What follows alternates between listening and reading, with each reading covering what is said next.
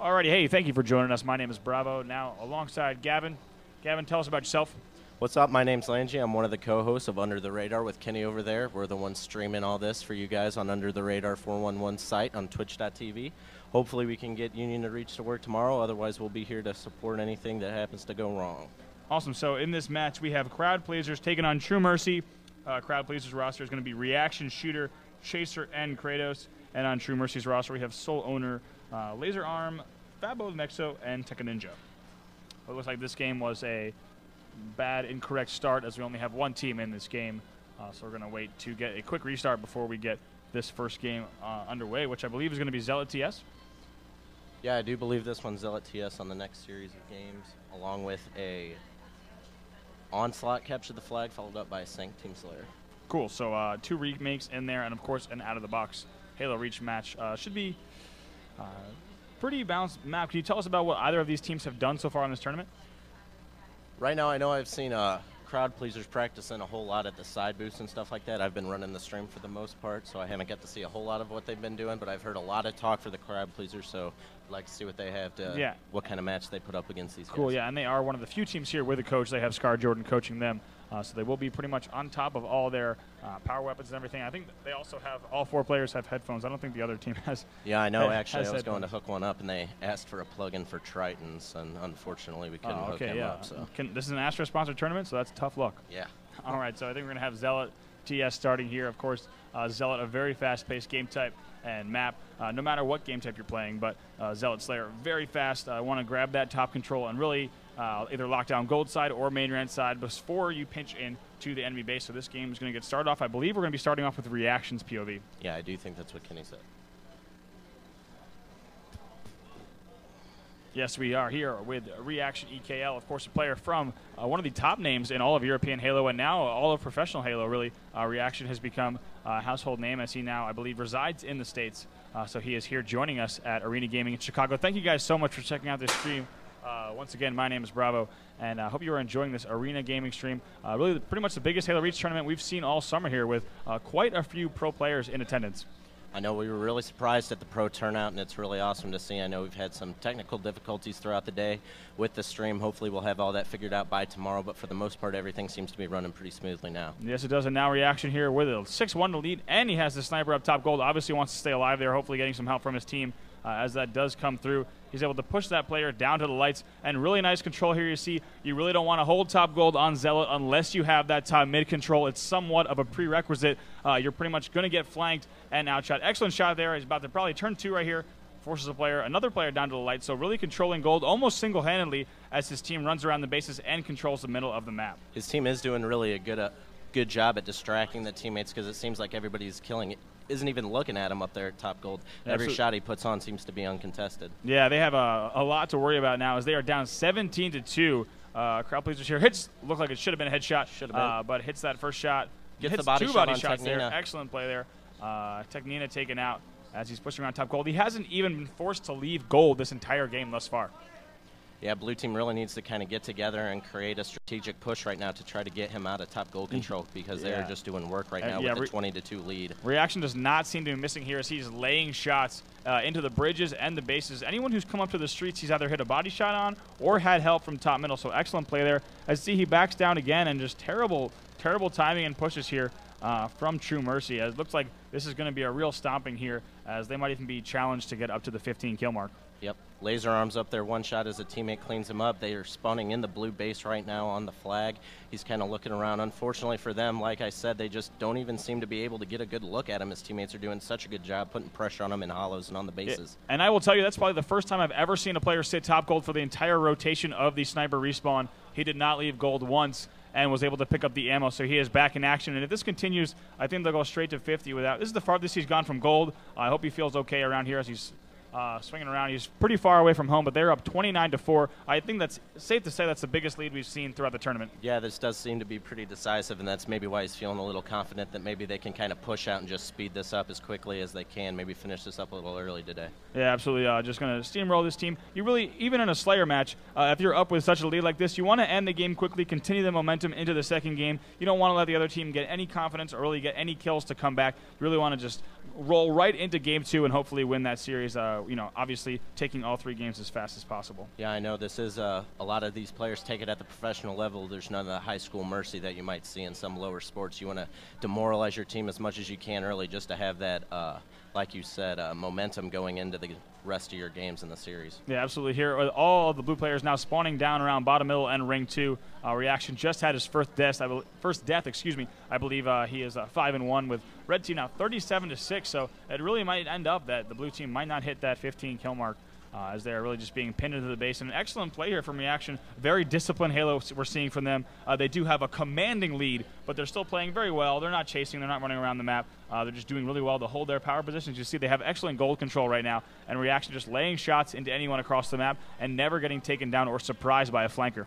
That is one thing you'll see from the top players, that even when they are up by, as an example right now, almost 33 kills, that they will still play as if they were actually down a couple kills, and that's what's going to give you that good discipline. Oh my gosh, stays alive there. As you were saying, yes, very disciplined Halo. Now 40-47. The red team might actually try to be holding them under 10.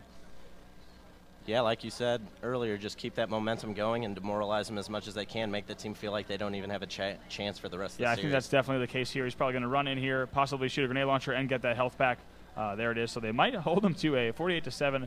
Definitely the biggest upset, and they do end it 50-8, a 42 kill deficit. Yeah, so that will be it. 2s across the board for the blue team. They're going to have to try to build some momentum and sit down one another and try to regain their confidence, regroup a little bit before they head into this second game, which will be Onslaught CTF.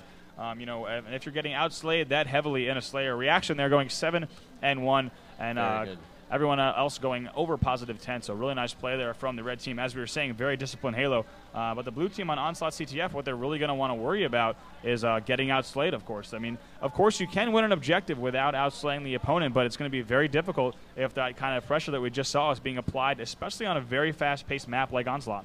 Yeah, you do see teams a lot of times where a player will go remarkably negative and still their team is able to keep composure and do that objective work to win the game. However, if you see yourself getting slayed that bad, you really have to watch yourself going 4 down, because that's the type of map like Onslaught is a map that can easily be flipped with those 4 down. Oh, absolutely. Yeah. Sometimes you see on the pit or something, you see maybe 2 or 3 of the players, even on the winning team, going negative.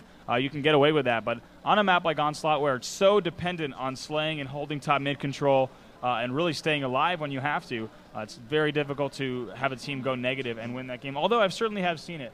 Weird stats across the board in the post-game stats where a team might get totally outslayed but still win the game.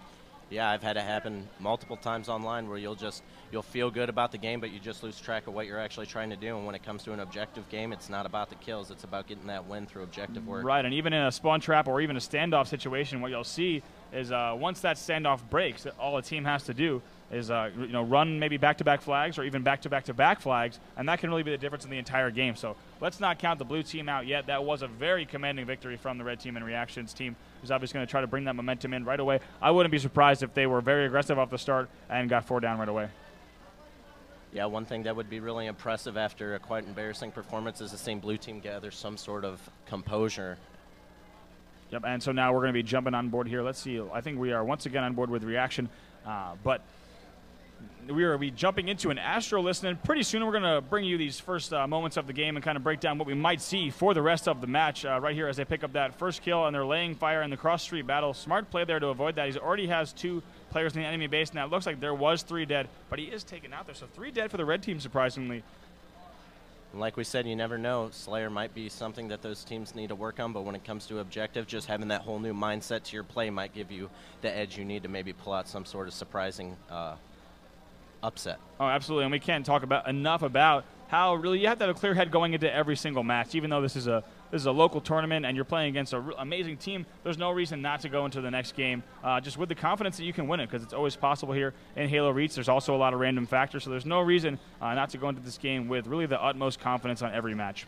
And that's one thing that this arena gaming structure kind of provides, is you might find a team that you're losing these couple games against, but the cool thing about that is you're just not going to lose a series and then get bumped to a whole new bracket. There's multiple teams in your division that you might drop down by one team, but you might be able to pick up the wins against another team in your division and get that record up high enough to advance to the next level of gameplay. Right, that is a fantastic point. There is incentive to win every single game you play here, so no matter how many games you're down in a series, a win and a loss, or even just tying a game might be the difference between heading home on the first day or really making it through to Sunday. Yeah, I know earlier today I watched a team go 1-2 in their series, but the next one they won off 4, and now they're advancing to tomorrow's gameplay with a 4-2 record.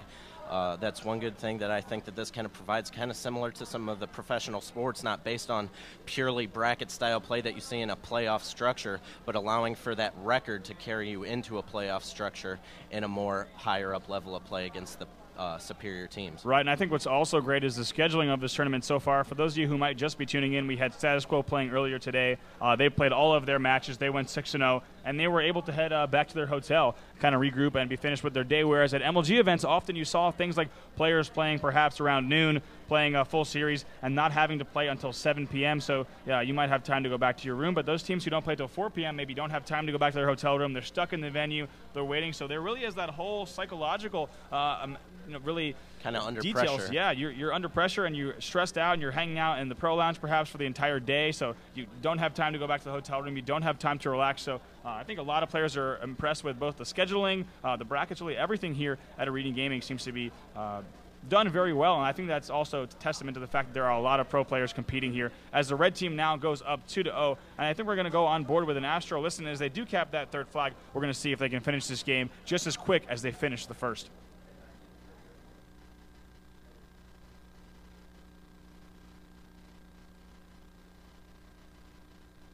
I have shots, fella. I died, man. He's one shot bottom mid, another one, but they're basement one shot, they're basement one shot. Where are Alright, they? let me get like another 5 kills at least, dude. Like, Oh, they're yellowed out, man. 3 dead. This kid right here, let's get on me. 30 seconds, just flip. one shot their basement. The green street's 1 shot. Top mid, or their window. Need help. 1 shot to the base. Dead. 2 dead. 1 Great. shot to the base, dude. Green maze. The yellow stairs side. Weapons up and up into 10.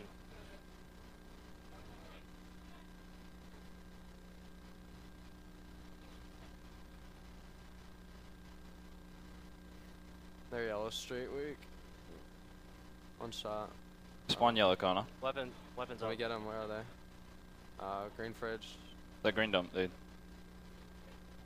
Shot their basement. The green corner, dude. Somebody please run it, Ian. The green dump. Do not be Eddie. Wrong way, idiot. The fuck are these kids shooting I at? don't know, but cap the flag. Fuck this shit, guys. It's just a waste of time. It's not a waste of time, bro. Like, I need to get warmed up, and I'm trying to win a backpack. Alright, fine. Just because we're not warmed up. No, I'm capping it, dude. How are you It's now? our basement, man. You can have fun killing them. 1 shot green maze, dude. Nice. Dude, you're such a vagina.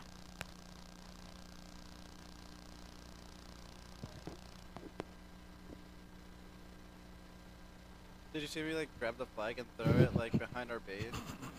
Anyone do that? Yeah, I saw you do that. Dude, right.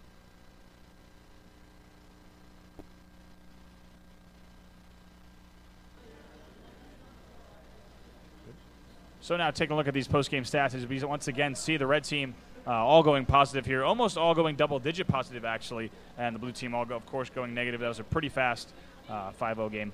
I know one thing I saw Reaction doing the whole game as we were with him the entire time is he'd do a great job just kind of getting behind his team and sitting in the back corners, putting shots on behind, kind of as a popular pit strategy, kind of sit in that hut, put shots on the team, so by the time they get to the other side of the map, they're already so weak, it's no effort at all for the rest of your teammates to clean them up and push through for easy flag caps. Yeah, I also saw him when he was not in the corners of the enemy base, also hanging a lot around the dumpster area and waiting for the enemy to either spawn in the corners, in the bases, and just putting in shots on players pushing up the street and then hiding back under the base, or shooting players who may be spawning boxes. So super annoying, but also a testament to his great map awareness, the ability to just keep the enemy team on spawn and always under pressure. Of course, you don't want to give them 2 players pushing up the street because that can quickly lead to a big shift in control. Yeah, and like you said, it's just a demonstration of his discipline that he has, really using sitting by the dumpster, waiting for the team to make a mistake, not pushing out or getting too extended away from his teammates, and just waiting for the kills to come to him and allowing his team to push together for really strategic moves. Absolutely. So we're going to be soon jumping on board. Game 3 will be Sanctuary Team Slayer. We saw a Sanctuary Team Slayer in the last series, which was a pretty close game, and it's really going to come down to the sniper usage and the camo. Although I must say, I imagine no matter what happens, the red team will come out on top.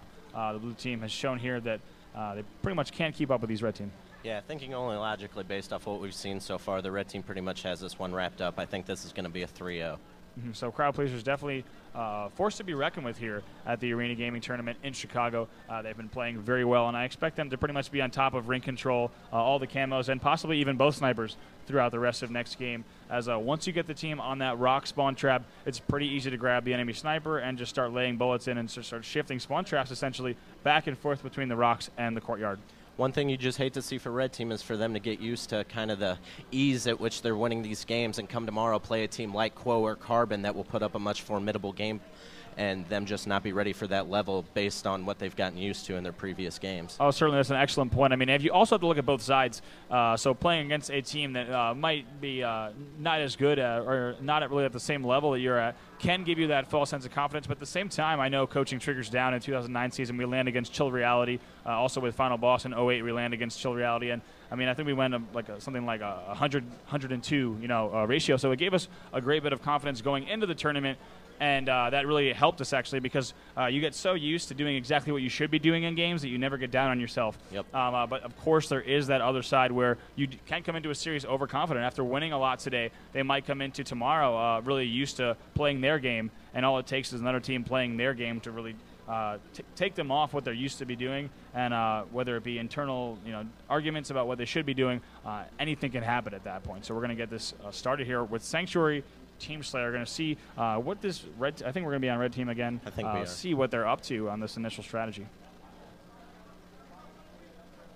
Of course, a few options presented here. You can, of course, whether you want to be jetpacking to ring 3, you can go to the bottom. You can pretty much put your sniper anywhere. I know a lot of snipers these days still shift from the hut back to flag so they can watch camo. But of course, Hysteria, one of the snipers that I had the privilege of coaching for so many years, really loved to shift all the way over to the DMR, what used to be the BR, and swing over there to snipe into the enemy hut. So right now, blue team grabs that first camo, but you see, I think red team just gave that up. They knew they were going to be a fast rush, and they get that 2-0 lead. Hopefully going to be able to grab ring control. They spot Technina right there, and that just cleaned up as well. So looks like we're going to see much of the same here if this continues in Game 3. Yeah, an early 4-0 lead as the team is already starting to push into their hut.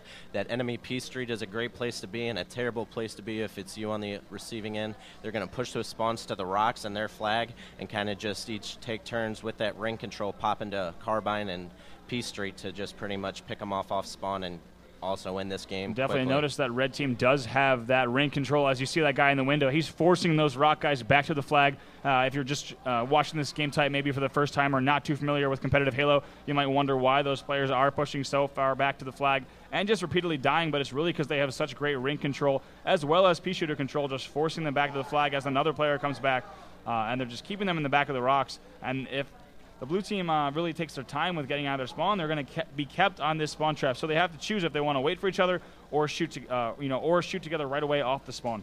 That is something that it really looks like blue team just needs to work on their team communication a little bit. Like you said, that's something that your team needs to talk to each other, decide what they want to do, do not hesitate, and they need to execute.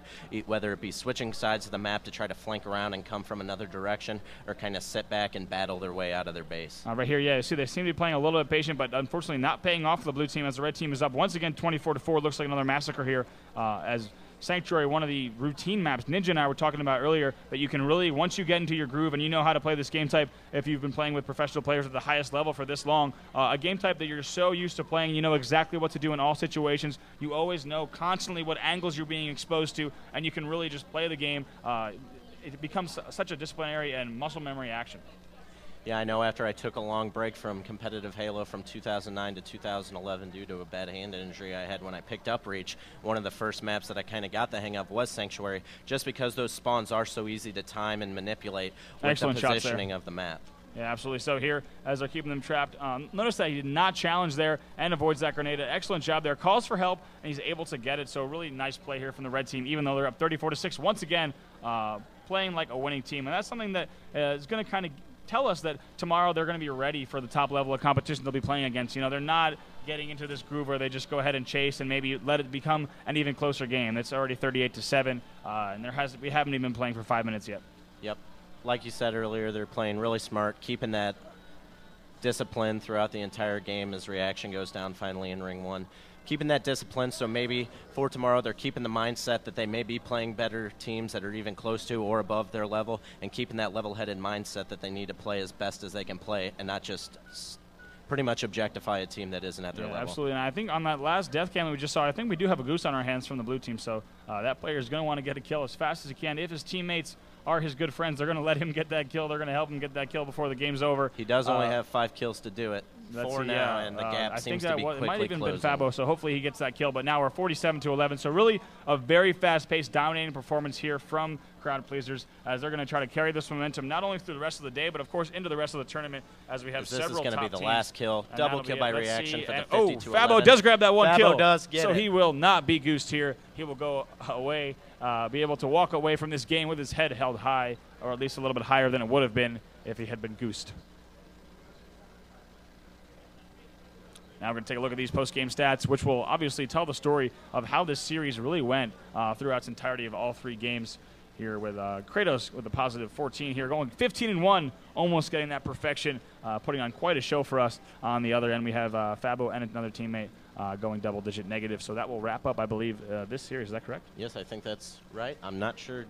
Do we have another game that's going to be? Well, we might have another game. We'll find out in just a moment as we get the word.